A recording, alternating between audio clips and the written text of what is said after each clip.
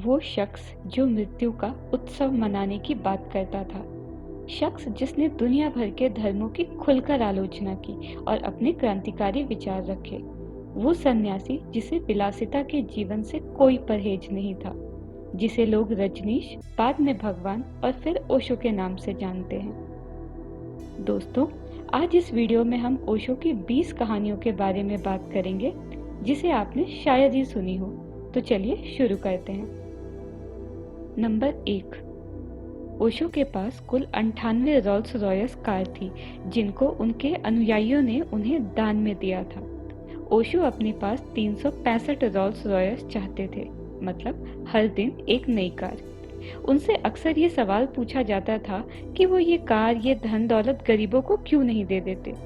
इस पर वो कहते थे कि गरीबों की चिंता तो सारे धर्म कर रहे हैं, तो मुझे अमीरों की चिंता करने दीजिए। नंबर 2।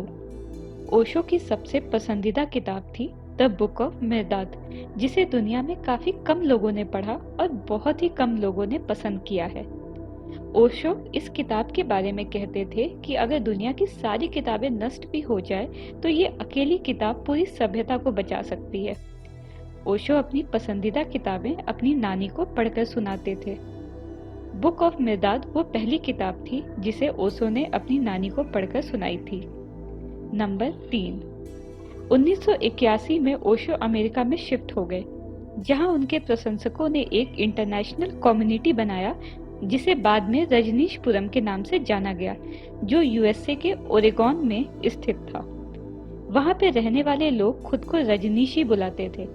कई विवादों के बाद इसे खाली करा दिया गया और अब वहां सिर्फ बच्चों के समर कैंप है। नंबर 4। अपनी नानी के बारे में बात करते हुए ओशो बताते थे कि उनकी नानी 80 के उम्र में भी एकदम स्वस्थ थी। उन्होंने अपनी नानी से ये वादा किया था कि जब वो मरेंगी तब ओशो उनसे मिलने जरूर आएंगे और उसके बाद वो कभी अपने परिवार से मिलने नहीं जाएंगे। ओशो ने अपना ये वादा पूरा भी किया। नंबर 5। जिस वक्त ओशो की नानी की मृत्यु हुई वो बॉम्बे में थे। उनकी नानी ने ओशो के भाई से संदेश भिजवाया कि वो उनकी सन्यासी बनना चाहती हैं, पर शायद जब तक वो आएंगे वो अपना शरीर छोड़ चुकी होंगी। ओशो के गांव पहुंचने के 12 घंटे पहले उनकी नानी की मृत्यु हो चुकी थी। उनकी नानी चाहती थी तब तक उनका दाह संस्कार न किया जाए जब तक ओशो वहां ना आ जाए, और ऐसा ही किया गया। जब ओशो वहां पहुंचे और उन्होंने अपनी नानी से कहा कि मैं आ गया और मैं जानता हूं आप मेरे बातों का जवाब नहीं दे सकती, पर मैं चाहता हूं मैं जो कह रहा वो आप सिर्फ सुनो, और इतना कहते ही उनकी नानी की बाईं आंख से एक आंसू गिर गया। ओशो बताते हैं कि वो उसके बाद किसी के अंतिम संस्कार में नहीं गए, अपने पिता के भी नहीं। नंबर 6। हरिवंश राय बच्चन ने अपनी आत्मकथा में लिखा है कि वो टीचर रहने के दिनों में ही ओशो से मिले थे, उनको कविताएं सुनाई और दोनों में बहुत अच्छी मित्रता हो गई। पर बहुत बाद में जब अमिताभ बच्चन स्टार बन गए तो हरिवंश राय ओशो से मिलने पुणे गए। ओशो के बारे में पूछने पर उनको इंतजार करने को कहा गया। ओशो की सेक्रेटरी ने कहा कि भगवान आराम कर रहे हैं। भगवान शब्द सुनकर हरिवंश राय का मन उखड़ गया और इसके बाद वह ओशो से दूर होते चले गए।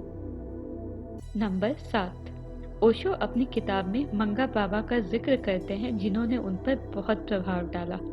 मंगा बाबा कुछ नहीं बोलते थे और कोई कुछ पूछता तो इशारे कर देते, पर वो सिर्फ ओशो के सामने बोलते और उनसे बात करते थे। नंबर 8। ओशो के दादाजी ओशो की कुंडली किसी बड़े ज्योतिषी से बनवाना चाहते थे। इसके लिए वो बनारस के एक प्रसिद्ध ज्योतिषी से मिले, पर उन्होंने ओशो की कुंडली बनाने से मना कर दिया। ज्योतिषी ने कहा अगर ओशो जिंदा रहे तो वो उनकी कुंडली 7 साल बाद बनाएंगे, बिना किसी शुल्क के। उन्होंने बताया ओशो का बचना बहुत ही मुश्किल है और अगर वो बच गए तो उनके बुद्ध होने की संभावना है। ओशो को जब ये बात पता चली तो उन्होंने 7 दिन तक मंदिर में बैठकर मौत का इंतजार किया। नंबर 9। बहुत ही कम लोग ये बात जानते हैं कि ओशो सबसे पहले संन्यास एक महिला को देना चाहते थे। वो कहते थे सभी धर्मों ने महिलाओं को संन्यास से दूर रखा, पर उन्होंने ऐसा नहीं किया। उनकी पहली सन्यासिन एक महिला थी जिनका नाम माँ आनंद मधु था।